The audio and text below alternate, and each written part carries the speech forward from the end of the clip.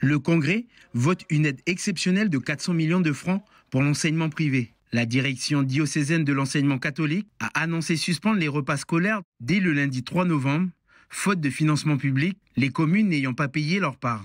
Ce matin, le Congrès a donc débloqué 400 millions sur les 630 millions de francs demandés par la DEC. Une somme pour permettre de garantir la continuité de la cantine et de l'internat pour la DEC, mais aussi pour les autres établissements privés de la FELP et de l'ASE. On a créé en Nouvelle-Calédonie un dispositif qui existe nulle part ailleurs en métropole ni en Outre-mer, c'est qu'on aide les enseignements privés à payer une partie de la cantine et de l'internat. Ça n'a pas vocation à couvrir toutes les charges, hein, c'est comme dans le public, c'est une participation en tout cas sur... voilà.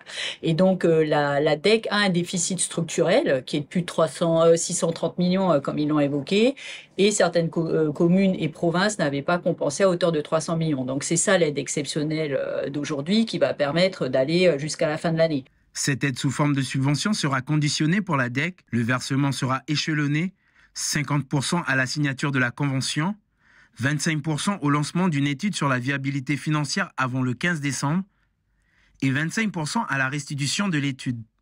L'étude financée par la Nouvelle-Calédonie devra proposer un plan stratégique pour réformer la gestion financière et sociale de la DEC. Sollicité, le directeur de l'enseignement catholique n'a pas souhaité s'exprimer à la sortie du Congrès.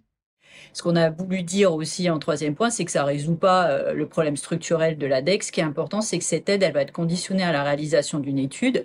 Ce n'est pas une volonté de contrôle de la DEC, c'est une volonté d'établir une stratégie au moins pour les 5 prochaines années, pour que la baisse des effectifs, parce que ça aussi c'est un souci et les contraintes budgétaires, soit suivie aussi d'un plan de réforme important qui va permettre la viabilité de la DEC. Sur ce point, c'est important. Si la DEC ne se réforme pas, de toute façon, elle est menacée même de fermeture dans certains endroits du territoire. Malgré cette subvention, la trésorerie de la DEC reste tendue. Depuis plusieurs mois, elle alerte sur le non-versement des 630 millions de francs de la part de plusieurs collectivités.